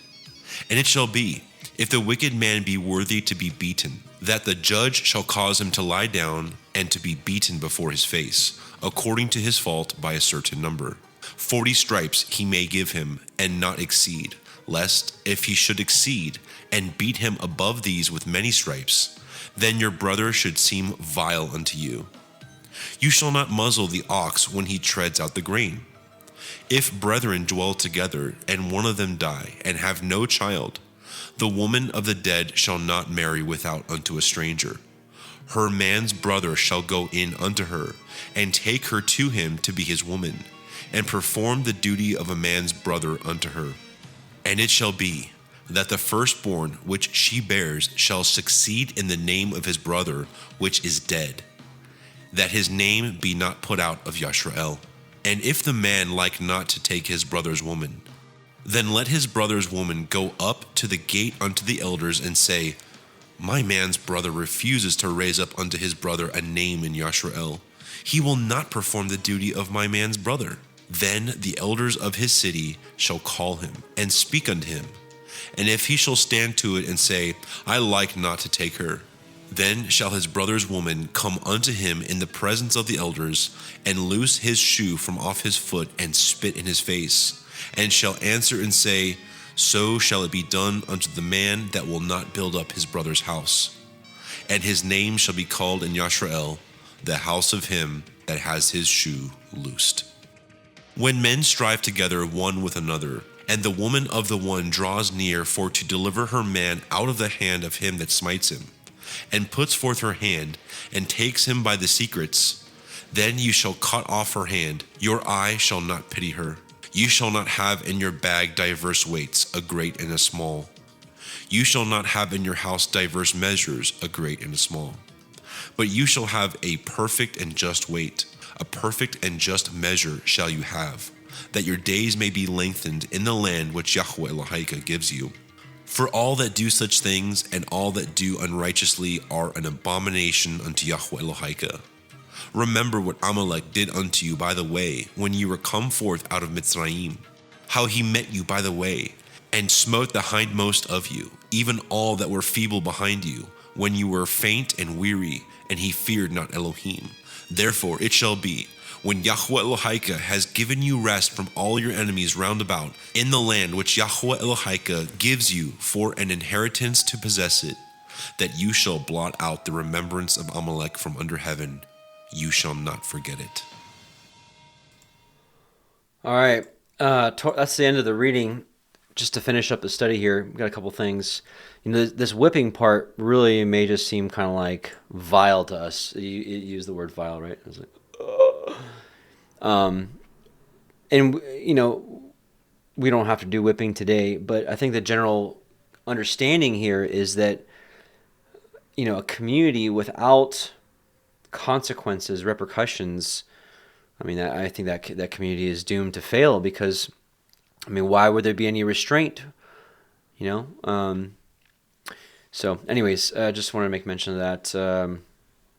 You shall not muzzle the ox when he treads out the grain. Paul quotes this in 1 Corinthians 9:9. For it is written in the law of Moses, thou shalt not muzzle the mouth of the ox that treads out the corn. Does Elohim care for oxen? Or says he altogether for our sakes? For our sakes, no doubt. This is written, that he that plows should plow in hope, and he that thresheth in hope should be a partaker of his hope. If we have sown unto you spiritual things, is it a great thing if we shall reap your carnal things? And so he's positioning this in a sense of someone whose life is the gospel, or pastoring, or just the service of Yah, to be cared for, to financially cared for, to be basically, the ox needs to continue to eat to keep plowing. And so people that preach the gospel and work for Yah, basically, in his service, in the service of man, what that looks like. That and so that's why it's not unlawful for him to be financially taken care of. So it's like the churches, tithing, the concept of tithing to keep the church going is not wrong. It's just hypocritical to be against the law, but be in favor of the tithing part, which is also part of the law. So going back to this part here, it's called the Levirate marriage. So this would be literally the only time where I had said earlier that there's nothing in Torah that's like, you shall have two wives. And there is nothing still. This would be the only scenario where that could happen, where it's commanded. So I guess you have a situation where you have a man who's married, and then he has a brother, and then he's married, and then he dies, and his wife has not given any children yet. And this is basically so his name continues. This is not some lustful, detestable thing. This is literally like, hey, your brother doesn't have any children. How can his name continue? This is like a really thoughtful and honorable thing, in my opinion. And so short of that unique scenario, there is, and it also is, it's preceded with if brethren dwell together. So there's not too many of the brethren dwelling together, which I think that should change. I think we should start dwelling together. But so if dwell together, you have a brother married, then that is what the Torah says, and so if you ever get put in that kind of scenario, I guess reach out to me and we'll pray together and we'll seek the Most High together. But I have not seen this scenario come across anywhere in Israel as of yet. And consider there's even provisions for him not to do it. He gets disgraced. And obviously likely scenarios here, it says if the man like not to take up his brother's wife. Possible scenarios, doesn't find her attractive. Other possible scenario, his wife's at home like, don't you even think about it. Ain't happening. That's probably the most likely scenario, right? And so that man would have a choice. And if he says no, then he gets literally debased, spit in his face, which is one of the most degrading things that can happen to you. But even the Most High gives a place for that. He's like, all right, if you don't want to help your brother out and bring up his name, it's fine, but you're gonna get disgraced in front of the whole crowd. So, yeah, I don't know. That's a tough one. But I think people try to do some teachings that try to make this say what it doesn't say, but it's like the same thing I see what people try to do. Pastors try to do with Matthew 7:21 through 23. Oh, he's talking about non-believers. Really? Non-believers cast out devils in your name, and non-believers do many wonderful works in your name? I don't think so. So this says what it says, but yet let me be very clear. I do not believe that polygyny is profitable for our day. Illegal in the country we live in, and a sincere evaluation of really all. And I failed to mention, like even Hannah, 1 Samuel 1, right, heckled by the other wife, and it's just like, and then you Jacob and Leah and Rachel, excuse me. It says Leah was hated. Rachel was loved, Leah was hated. I mean, isn't that kind of inevitable? And so I don't know. I would never want to put a woman in that situation. So I'm not speaking against polygyny, because again, I'm not going to open my mouth wide against it, but I think a sincere evaluation of it, 1 and 1 equals 2. 2 becomes 1, right? And that's how me and my house we want to roll. And so again, since the Most High has not said, Adam, thou shalt have 2, 1's good for me in my house. Hallelujah. All right, another interesting one, verses 11 through 12, talking about when men strive with one another.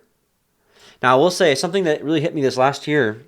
Obviously, the New Testament is full of advisory, caution. Even like for a leader, it says not a brawler, so not like a fighter, someone who's a fighter. But I don't see anything in Torah that makes a fight illegal or against Torah. There's only things that's like when it happens, like if someone gets hurt, the other one person needs to pay for it. You see here a fight, when men strive together, it doesn't say like, what are you two doing fighting? You should stop. This is against my law. I mean, Jacob wrestled, with Messiah, or at least I believe Messiah. Why didn't the Torah say, why are you being so rough? Why are you roughhousing with each other? Like, what are you thinking? It doesn't say that. He actually got blessed for it. So, and I'm not encouraging fighting here. Please do not misuse what I'm saying here. It just stuck out to me. But anyways, the point here is that the woman grabs his genitals, and it literally says cut off her hand. Now that could be like a hand for hand, foot for foot, whereas we know that could be replaced with value in money. That could be the same thing here. But there's a echoing thing here that if you really pay attention, the Most High is very passionate about reproduction. We saw that with the bird and the eggs. Like, hey, don't cut off the reproduction. Let the bird go. Take the eggs. Enjoy yourself. Live long. Prosper. Ooh, wait. Sorry. I don't want to say that. But I mean, that's what the Bible is saying, so it may be well with you and live long. And so here too, out of this whole chaos, he doesn't say don't fight, but he literally, the lesson here to learn that can have really echoing effects is crimes that involve the possibility of future reproduction and the lack thereof is severely punished. So Yahweh is incredibly passionate about reproduction. We saw that in Genesis 1. Men and women to be rulers of the earth, but to subdue it and to replenish it. That's to encourage the reproduction, just encourage the good things to happen, and for nature to do its thing, and to encourage that. Obviously, we've learned over the years that man can have a good impact or a negative impact on nature. And so here, this is even getting very specific. Like, don't you dare! I know you want to protect your husband. Don't you dare touch his reproductive organs. You'll be severely punished.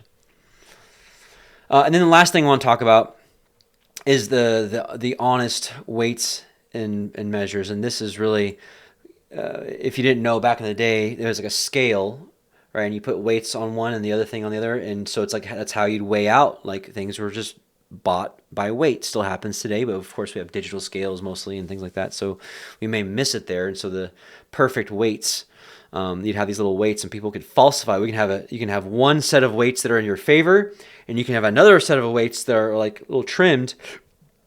Excuse me, I'm so sorry. And you can use that to basically to cheat.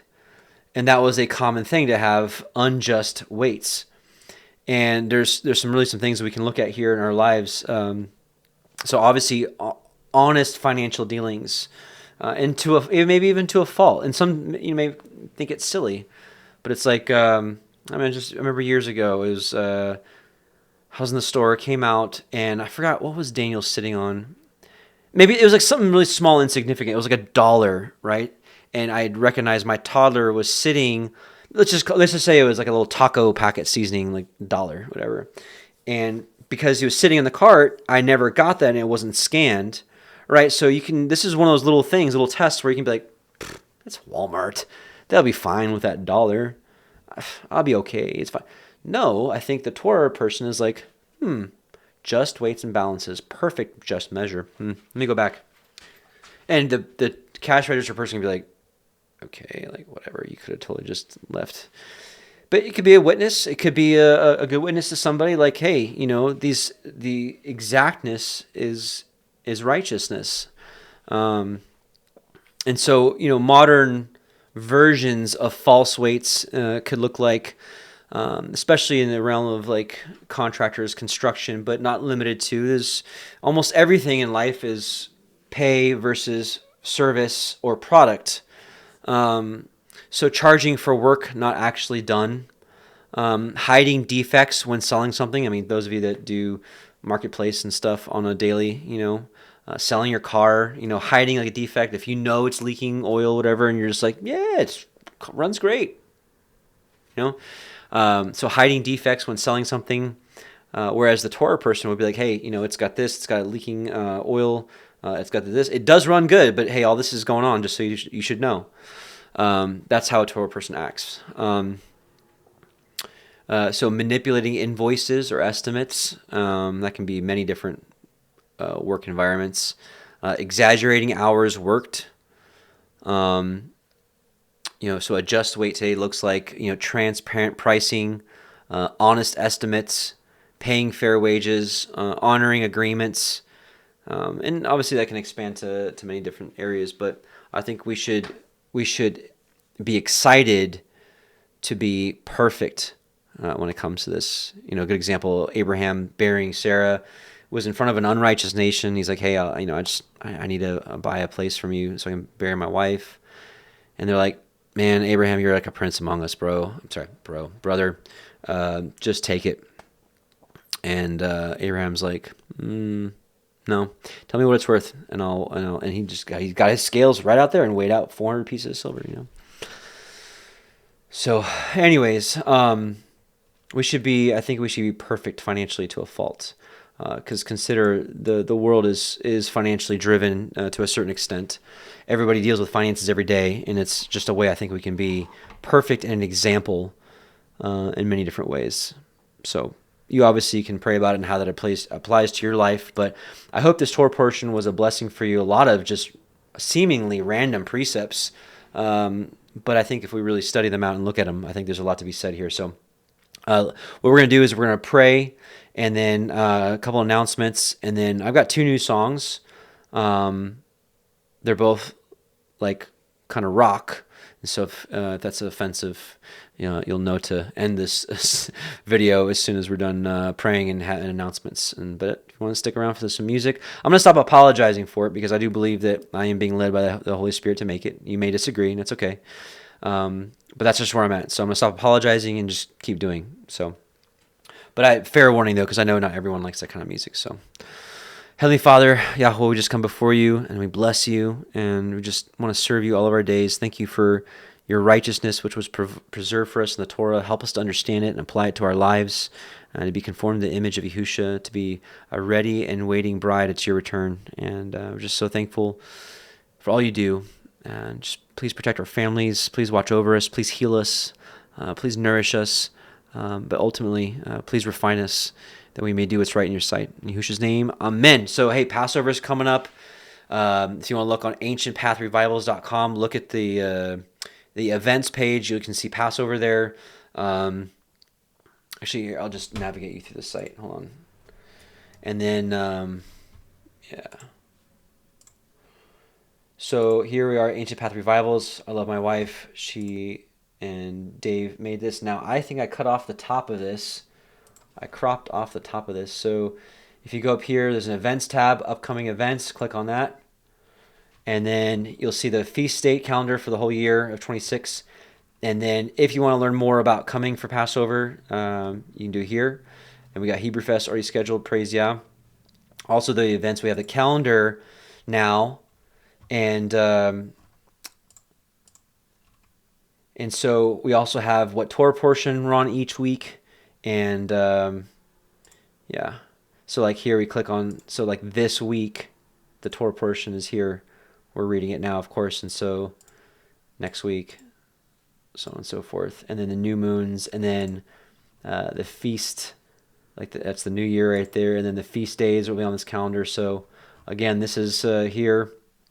The fellowship finder is here. All that kind of cool stuff about us, our beliefs. So if you're new, like what we believe, our core beliefs, that kind of stuff. My wife is awesome. I can't stop talking enough about her. Just you men, just consider your wives are your partner. They're not. You're not your servant. They're your partner in this. And man, a good wife, and respectable children. It's like, what more can a man ask for in life? And just really thankful for my wife. She's just awesome. So speaking of my wife, we made a new song together. But I'm going to play two. That's going to be the second of two songs. I just love singing with her. And the first one is called Seven Streams. And the second one is called Awake, O Sleeper. That was, I did a recent interview with Jesse of the Jesse and Jenny show. Check them out on YouTube.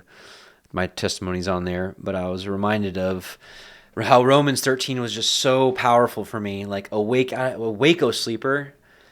And I'm just like, I am asleep. I've been living the American dream, which is just a dream. I need to wake up, and I need to live life. I need to walk in his life, right? And so finally made a song out of it years later, praise Yah. That one my wife is on, but this first one, Seven Streams. Yeah, so hope you enjoy it. Blessings to you. Hope to see you all at Pesach, regardless of, yeah. Hallelujah. Shalom. Shabbat shalom.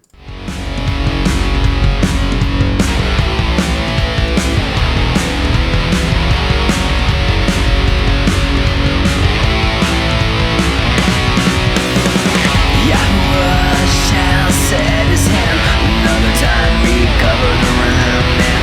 Sets up his innocent, gotta ring the outcast to it. Yahuwah shall destroy utterly the tongue of the Egyptian cities, and with his mighty wind will he shake his hand over Mississippi, and smite it in the seven streams, and let men cross over with dry feet, planting the root and branch of Jesse, uniting house of Ephraim.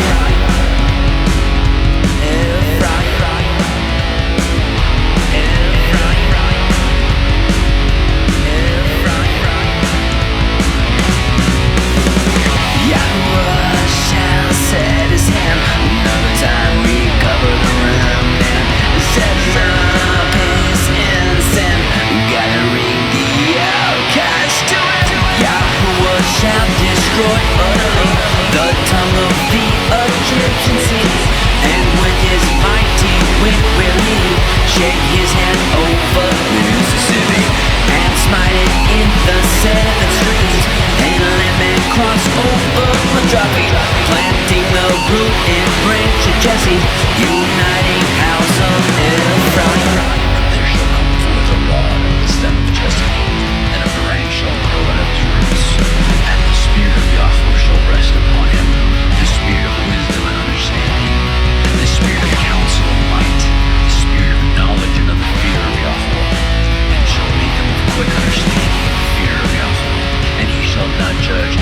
sight of his eyes, neither reprove after the hearing of his ears.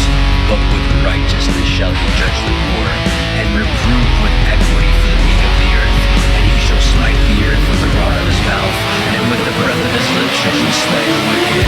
YHWH shall destroy utterly the tongue of the Egyptian cities, and with his mighty wind will he shake his hand over Mississippi, and smite it in the seven streams, and let men cross over the dry feet, planting the root and branch of Jesse, uniting house of Ephraim. YHWH shall destroy utterly the tongue of the Egyptian cities, and with his mighty wind will he shake his hand over Mississippi, and smite it in the seven streams, and let men cross over the dry feet, planting the root and branch of Jesse, uniting house of Ephraim.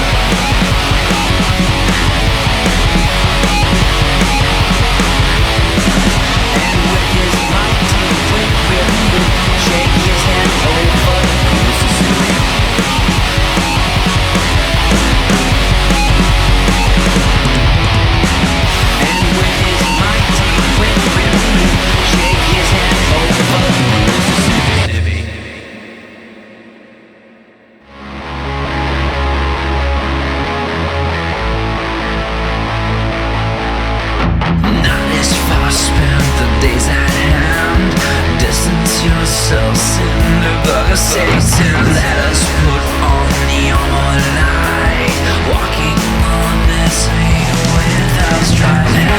Knowing the time now is high time, wake up, sleep. For now there's no salvation, and then when we first believe. Knowing the time now is high time, wake up, sleep.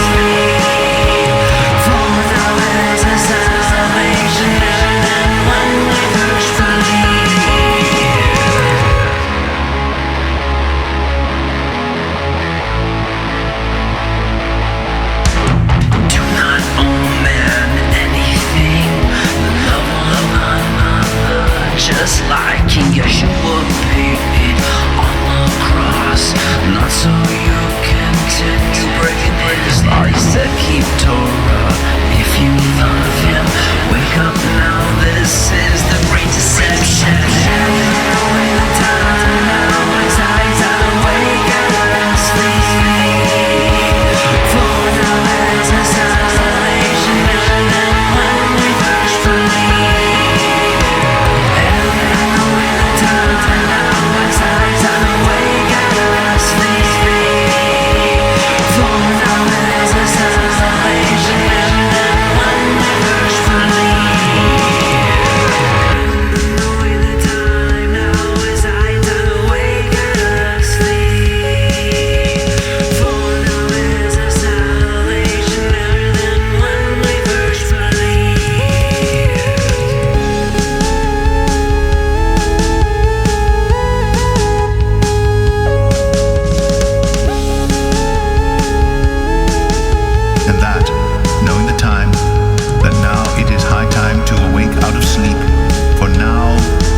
Salvation nearer than when we believed. The night is far spent, the day is at hand. Let us therefore cast off the works of darkness, and let us put on the armor of light.